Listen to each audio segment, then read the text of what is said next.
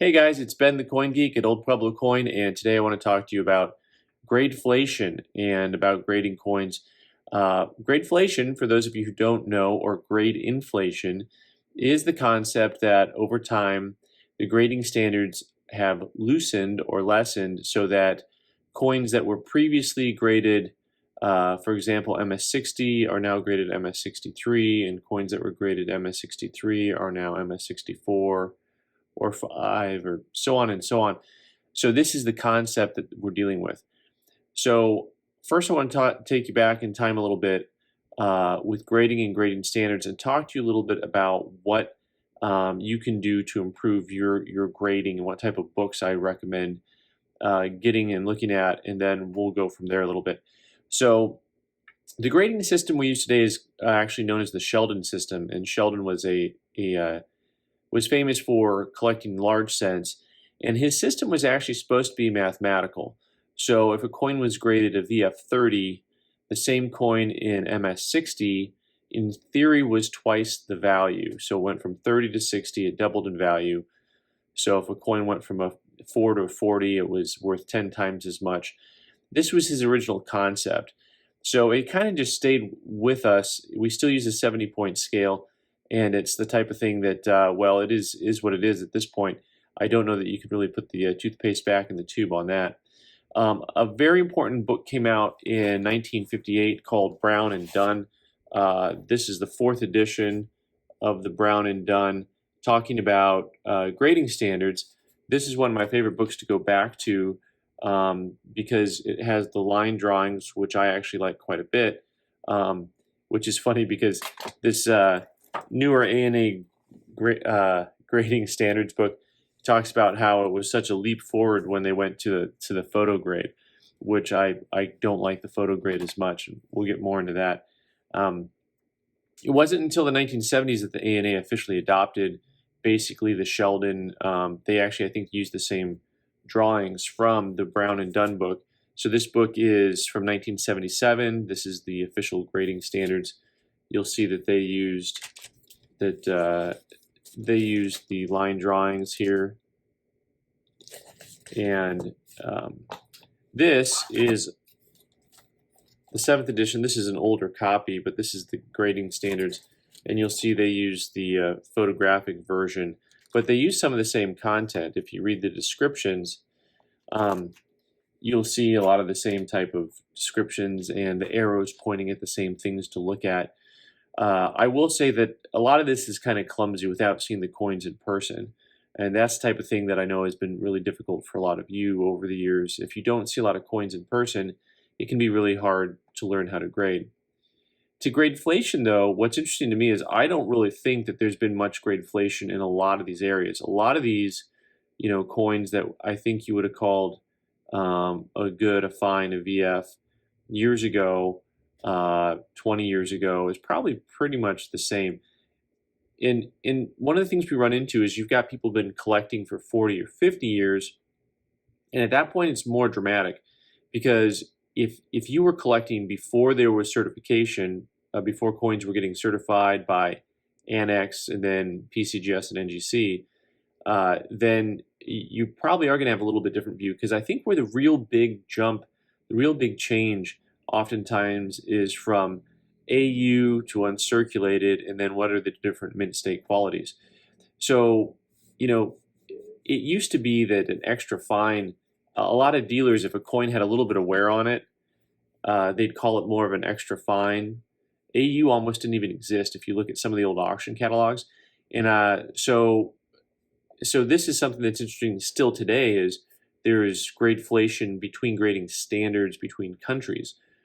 So a lot of people who deal in the foreign markets have not been happy that NGC and PCGS started grading foreign coins, because they really use US standards.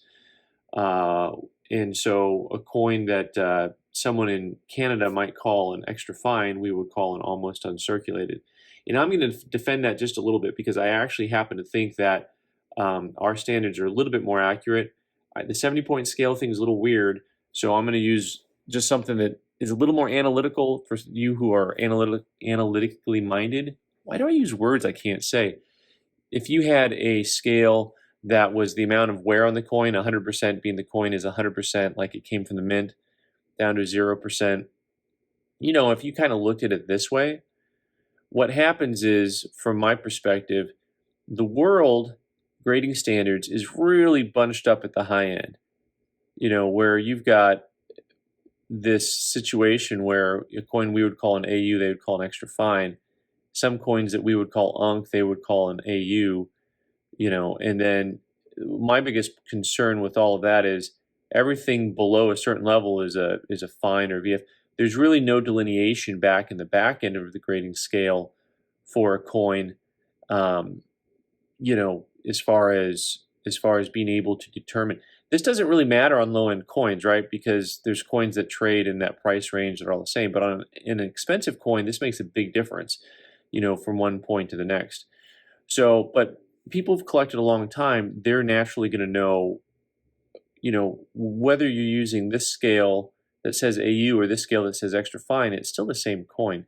This gets back to the whole thing about knowing your coins and knowing how you like them. So today with Gradeflation, if coins that used to be called an extra fine are now AU, or an AU is now an UNC,